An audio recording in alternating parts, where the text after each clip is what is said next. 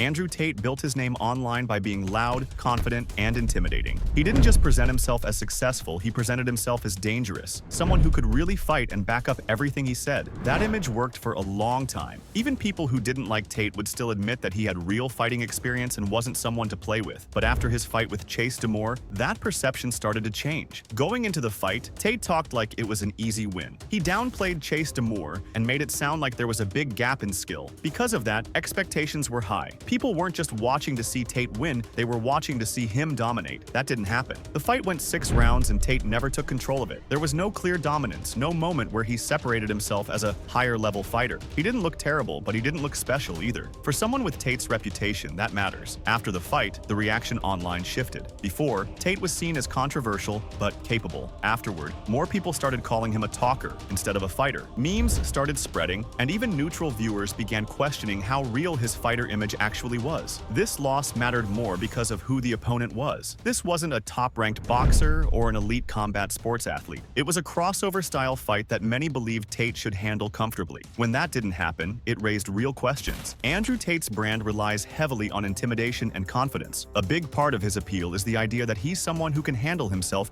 in real physical situations. Once that belief weakens, the brand itself takes a hit. Combat sports don't care about online personas. Once the bell rings, only skill, conditioning, and control matter. Against Chase DeMoor, Tate didn't show enough of any of those to reinforce the image he's been selling. This doesn't mean Andrew Tate is weak or incapable. It means he's not at the level he claims to be. And on the internet, exaggeration gets exposed quickly once there's footage to judge. Another big change after the fight was how people talked about him. Before, people argued about Tate. After the fight, many people simply dismissed him. That's an important difference. Hate keeps attention alive, but dismissal kills momentum. Even supporters became quieter, not because they suddenly turned against him, but because the fight didn't give them anything to defend. The confidence that once surrounded Tate's fighting ability wasn't there anymore. In many cases, careers don't end with one big loss. They end when people stop believing the story being told. The Chase DeMoor fight damaged Andrew Tate's image as a serious fighter, and that's not easy to recover from. People may still follow him, but they won't look at him the same way. The fear factor is gone, and once that disappears, the entire narrative changes. That's why this fight mattered. It wasn't just a loss on paper, it changed how Andrew Tate is viewed moving forward. Another reason this fight changed things is because Andrew Tate has always spoken in a way that leaves no room for doubt. He doesn't frame things as opinions. He speaks in certainties. He presents himself as someone who understands violence, dominance, and control better than most people. When someone builds that kind of image,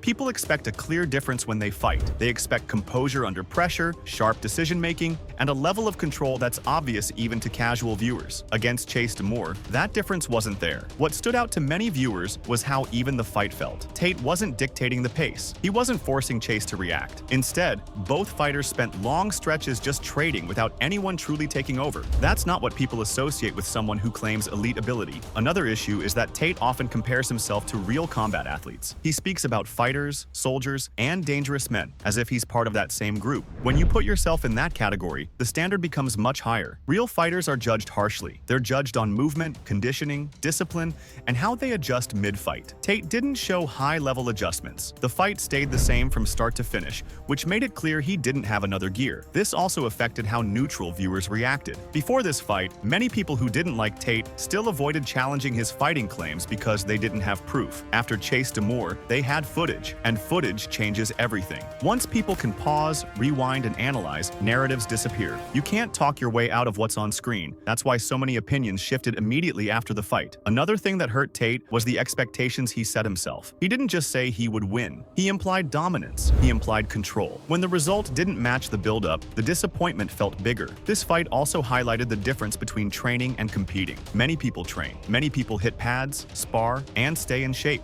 Competing under pressure is different. It exposes weaknesses that don't show up in controlled environments. Against Chase DeMoor, Tate didn't look uncomfortable, but he also didn't look composed at a high level. There were moments where he hesitated instead of acting, and moments where he reacted instead of leading. Those are signs fighters immediately notice. Another factor is timing. Andrew Tate is no longer at the stage of his life where people give him the benefit of potential. He's already established. That means performances matter more than promises. When younger fighters struggle, people say they'll improve. When someone with Tate's confidence struggles, people question the truth behind the confidence. This fight also changed how his statements are received. When Tate talks about being dangerous now, people don't take it at face value. They compare it to what they saw against Chase DeMoor, and that comparison always ends the same way. There's also the issue of legacy. Tate often speaks about legacy, respect, and being remembered as a powerful man. In combat sports, legacy is built on moments. This was a moment, and it didn't help him. Instead of creating a highlight, the fight created doubt. Another thing people noticed was the lack of urgency. There were opportunities where Tate could have pushed the pace or taken risks, but he didn't. That cautious approach doesn't align with the fearless image he promotes. Fighters understand risk. They know when to push and when to conserve energy. Tate never clearly took control of that balance, which